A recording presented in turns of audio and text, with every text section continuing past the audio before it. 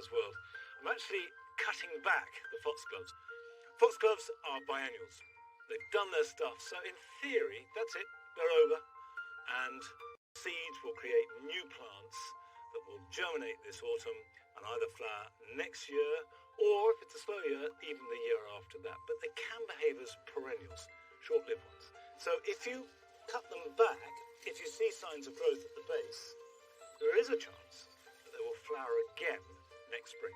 And so it's a good idea at this time of year to create spaces, take stock, cut back where necessary, and then start to look around. Look at other gardens, look at pictures, make lists, and the plants can be bought, planted in winter. Next year, this area should be full of colour that will sustain right through into autumn. Come on, Nelly.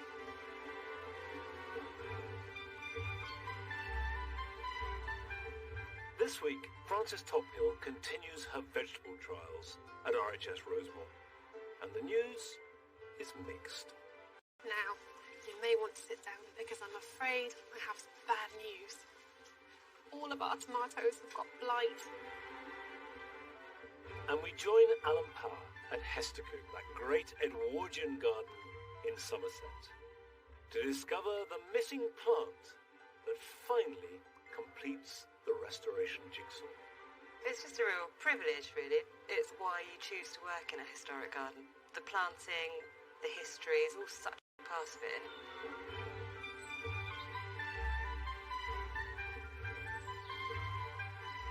And I shall be harvesting late summer veg and also preparing the vegetable garden for next spring and summer.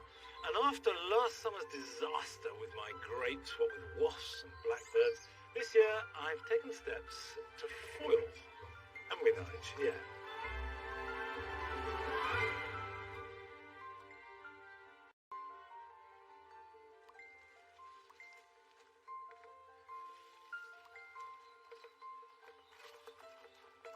It is time to prune the summer fruiting raspberries. Of course, raspberries come in two types. You have the summer fruiting and autumn fruiting.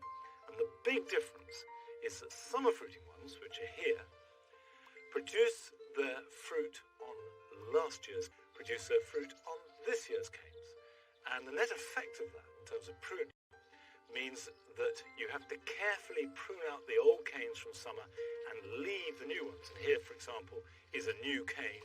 Hasn't borne any fruit this year, but will next year. Whereas autumn fruiting ones, you can simply cut the whole lot flush with the ground round about Christmas time and let it start all over again. Now, I like pruning raspberries because there's an element of skill involved. And when you're done, you take this rather sad, tangled mess, and it looks really good. First thing to do is to cut off all the ties that held last year's canes. And you can see in the tangle of growth, there are wires in there supporting it. So if we cut those free, so there we go. Come on. Of course, sad truth is, otherwise I need glasses for this. This is the first time I've needed glasses to prune raspberries. And I don't know if that's a sad thing or a joyous new experience, but it's reality.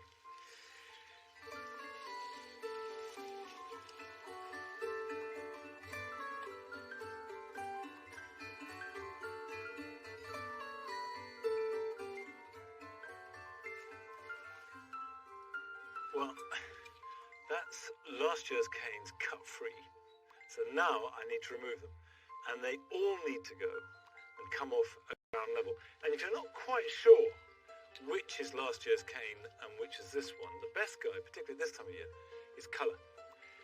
This is one of last year's canes, and you can see it's brown. And they will all be this distinct brown colour. Whereas the new canes, like this one, are still green. And if you do the job this month, or certainly over the next 4 weeks, that's the best and easiest way to differentiate between the shoots. If you leave it into October or November, they all look a bit brown, and it can be a little bit confusing. So it's a job to do, I think, before the end of September. So I'm going to remove all these. And I can come under there.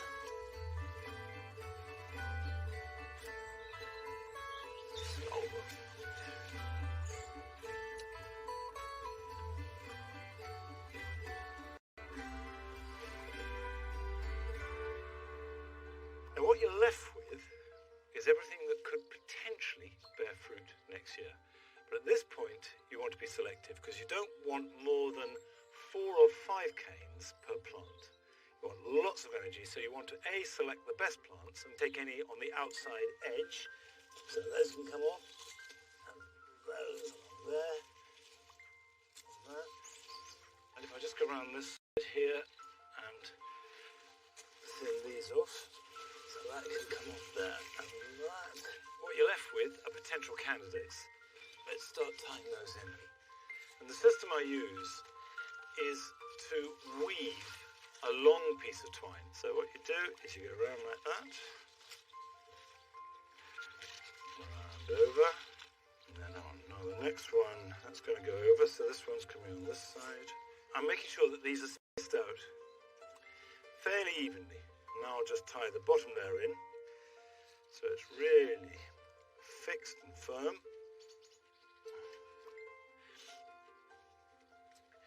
That's the beginning, and it gives you an idea of what they will look like when I've finished. So just a simple single row of clearly spaced canes, not more than 5 or 6 per plant. And that's it. They're then set up till next summer. You don't have to do anything else at all to them except for giving them a mulch next spring. Raspberries are something that always take me back to my childhood because one of my jobs as a small child was to go and pick a bowl of raspberries from the fruit cage, and I know that that fruit cage had been there since the garden was made in the 1880s. And so probably my grandfather, who was brought up there, picked the same fruit from the same canes. And the garden that is contemporary with that is Hestercombe in Somerset. It's one of my favourite gardens. The garden has been beautifully restored, but there was one plant that tantalisingly they couldn't find anywhere. Alan Power has been down to find out more about this elusive gladioli. Hestercombe House is one of the best places in the country to see the great teamwork between garden designer Ed Lutyens and plantswoman Gertrude Jekyll. Her clever use of colour and texture here shows exactly why she became so celebrated. The Edwardian garden was laid out in 1905 to Lutyens' design. He gave Jekyll the drawings and an idea of the soil and location, and she came up with the planting plan.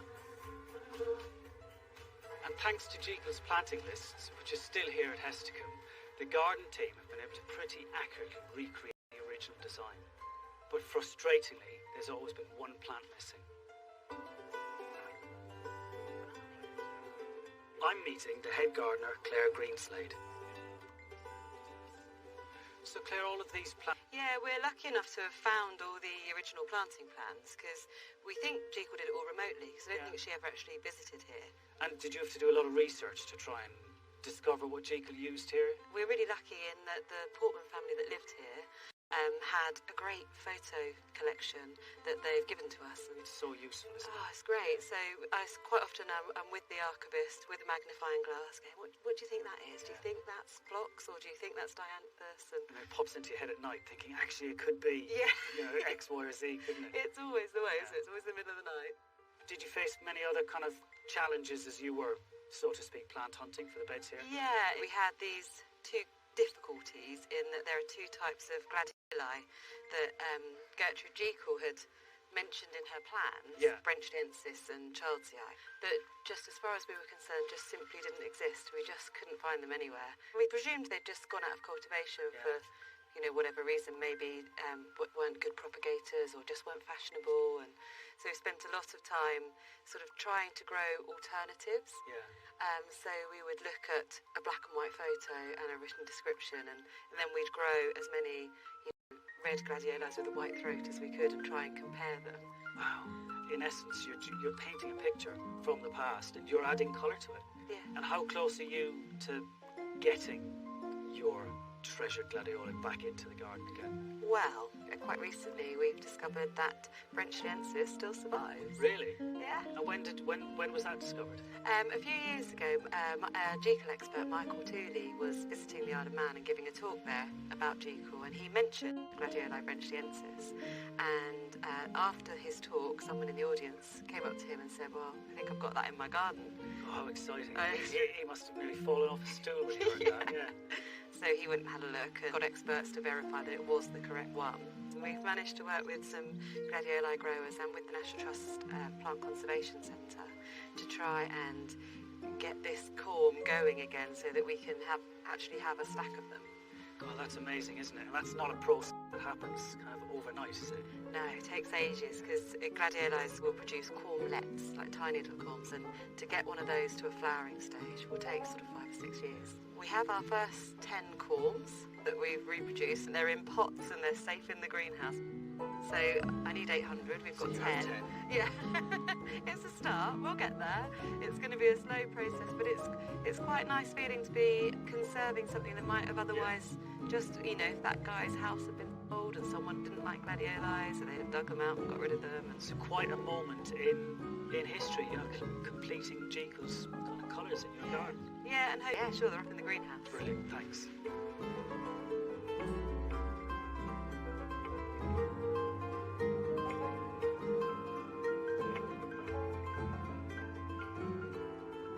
Wow, how exciting. These were planted around about the beginning of May, and I've just got the really loose compost, so I was terrified of them rotting or getting eaten by mice. But how special, it's a really, really significant moment. So you're presumably quite anxious now that all of this work that's gone in, that these flowers are going to come out and they're going to be exactly what you want. Like, imagine if they came out yellow or, I can just see a hint of red, so we're going in an archive and, oh yeah, Claire did that. Well, it's something to be proud of, isn't it? It is, yeah, it really is.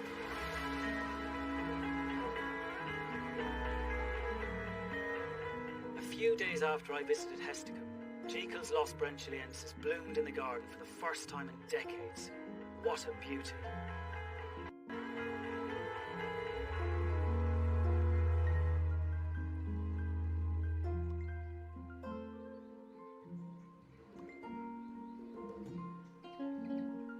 Well, I don't need much of an excuse to go back to Hesticum. I'd love to see that gladioli growing in the garden. Now, one thing I didn't see on my last trip to Hesticum was any veg. And veg is something that I always feel every garden should have something on if it possibly can. In fact, I've enlarged the vegetable garden here at Longmeadow this spring, and it's done well. The cabbages have been good. They're looking a bit ravaged now, but that's to be expected. These are summer cabbage, and the pigeons and the slugs have had a good feast off them, just as have we. So I will take this here before the nasties can get it. That's still really good. Next to it, I've got growing Savoys, which of course are winter cabbage. These won't get harvested till the new year or even into next spring. And that's true with two types of lettuce. I've got green and red oak leaf lettuce, which will grow perfectly well alongside the purple sprouting broccoli, and then as autumn comes and it goes, the broccoli can take over the whole space. Again, that won't be harvested till next April even. In this part of the garden, the old vegetable garden, I suppose you could call it, things have been going fine. One of my favourite brassicas is this Cavolo Nero. You can eat it in summer, winter, spring and autumn, and it will grow quite happily for about 10 months. And you just pick the leaves as they develop, and it will go on up, and by the end of the season it's right up here. And its great characteristic is that you can cook it for as long as you like and it doesn't spoil. It's fabulous as a vegetable in its own right. It's great in soups, in stews. It makes a wonderful pasta sauce. It really is fantastic to eat. And on top of that, if that wasn't reason enough to grow it, it's really good for you too. Now, I grow vegetables because I like the taste. And I don't try and experiment too much outside things that I know myself and my family are going to enjoy. But Francis Tophill has been part of some experiments and trials that the RHS have been doing at Harlow in Yorkshire and in Rosemoor in Devon, comparing the two different locations with same varieties. And we join her in Devon as she looks at this year's corn on the cob.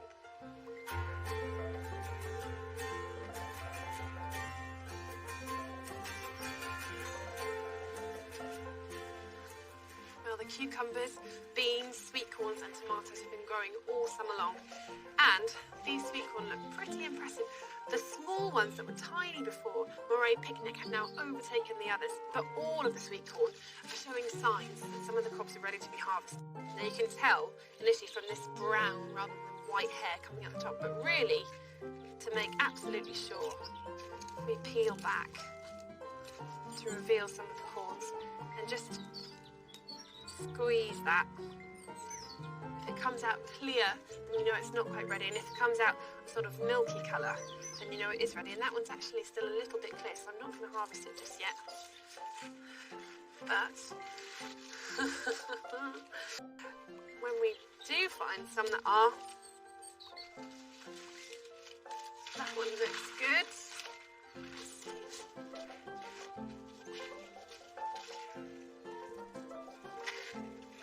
It's much more yellow. Yeah, that one's good.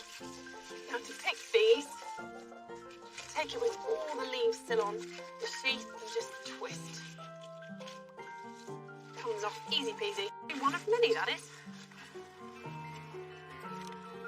There's not much to do at this time of year with the sweet corn, but remember that they're shallow rooted, so they'll need lots of water, and take extra care when you're hoeing.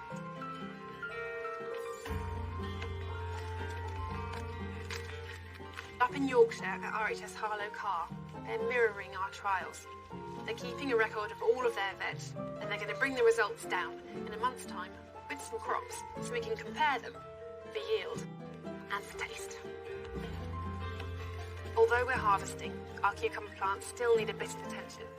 Remove any dead leaves and any rotten fruit to prevent the build-up of diseases. Keep watering and feeding regularly with a high potash feed. And most importantly, keep harvesting. If you pick the bigger fruits, it gives the small ones a chance to grow.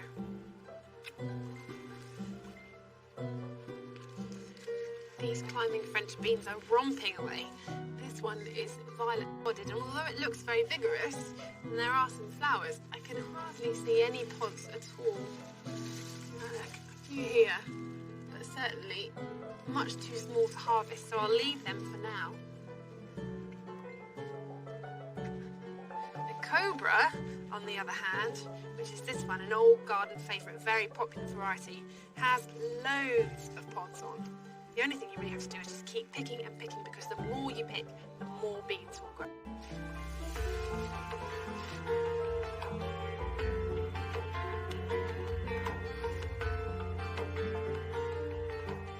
Up at Harlow Car in Yorkshire, they're very much the same as us down here in Devon. We've all been harvesting for about 2 weeks, and as here, the violet podded are a bit behind the other two varieties. So, funnily enough, beans don't seem to mind the north or south divide. Interesting. All through the harvest, we're going to be keeping track and recording meticulously everything that we pick. So we're weighing the beans and the tomatoes and counting the cucumbers and the sweet corns. Now, you may want to sit down because I'm afraid I have some bad news. All of our tomatoes have got blight, the dreaded blight. Now, this is an airborne pathogen which affects the leaves and the stems, and you can see it instantly when you get it, because you'll see these leaves begin to go and the stems will turn brown. In bad cases, you'll see like this, the fruits will also turn brown or black. Now, once these leaves have died, the spores will be released, and then they'll blow across to your neighbours' gardens and neighbouring allotments, so these have to go. Which means that I won't be able to harvest them for tasting later on in the season.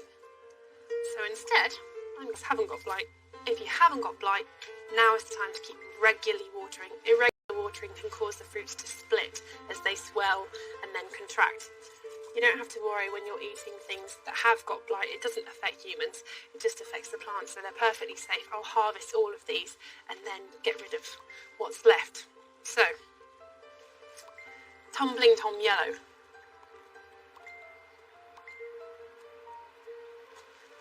It's quite sharp, but very flavoursome.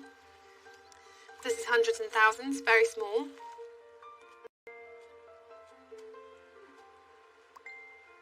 much sweeter. And finally, this is Tumbler.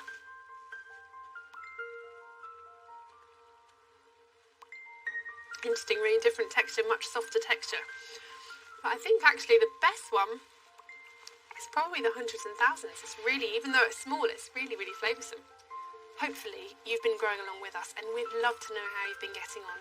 So please put any pictures you can on our Facebook page.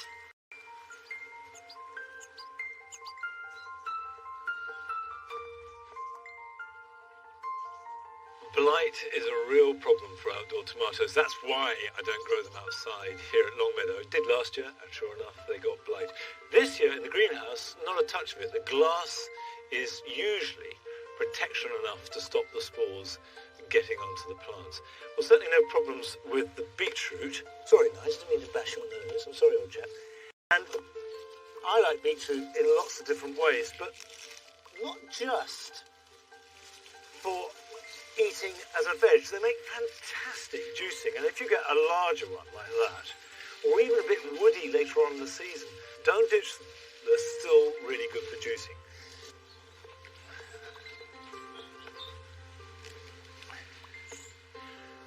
Fennel has had a mixed time of it in the last week or two, and it was really dry, it didn't get watered, and it's bolted. Now what you're looking for is one like that.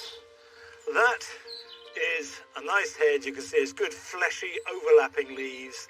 That will be delicious, either eaten raw as part of a salad or cooked, lightly poached. A little bit of white wine is absolutely lovely. But when they get like that, there's no way back. That isn't going to ever develop a nice base that you want to eat. And so really the thing to do is to cut your losses, accept that it hasn't worked, and these very often do bolt if they're too dry, too cold, too hot or too wet, and use the ground for something else. Now, growing fennel may not be something that you indulge in, but you've got a bank holiday. Here are some of them. If you've got a spare patch of ground in your veg plot, fill it with the seeds of a fast-growing salad crop, which you can harvest in autumn. I'm sowing rocket where I pulled up fennel that have bolted. I'm broadcasting it so I don't have to worry about sowing it in rows. Rake the seeds in and make sure they don't dry out, so water them at least once a week.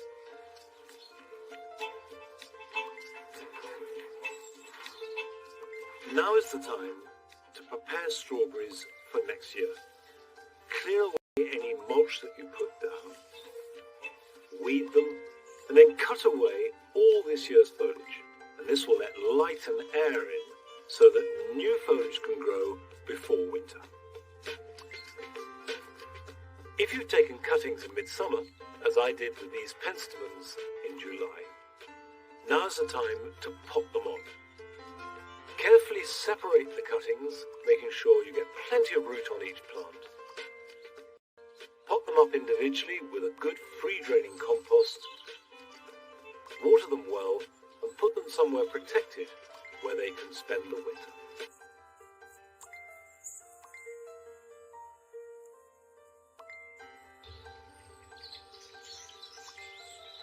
Come on now.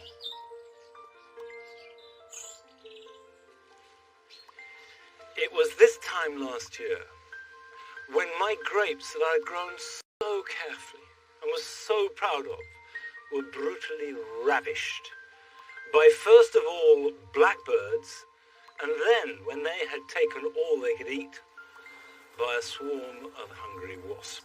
Hardly a single grape was left.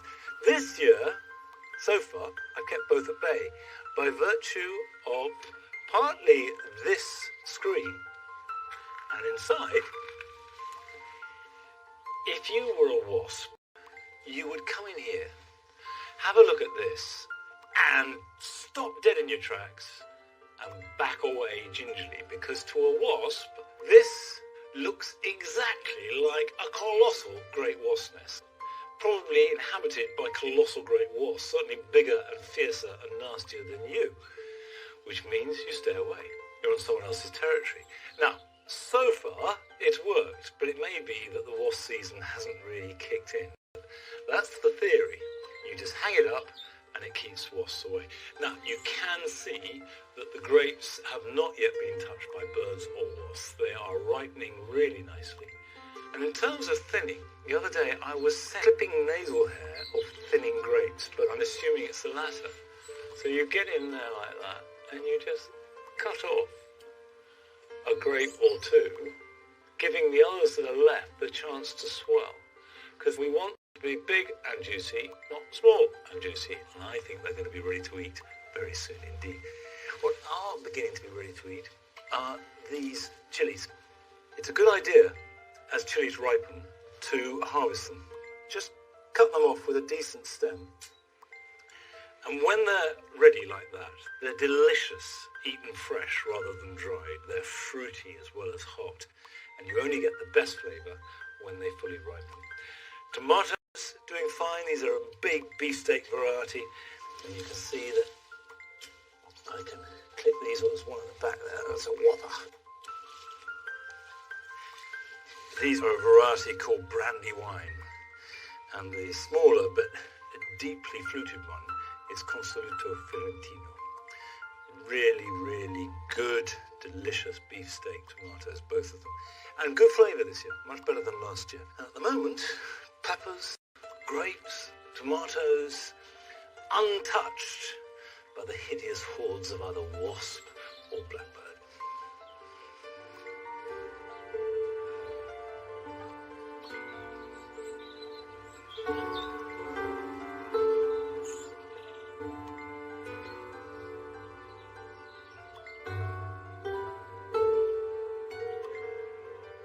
Well, it's this time of the programme when we say goodbye. That's it for today. But I'll be back here at Longmeadow for a whole hour next week. So join me then. Bye-bye.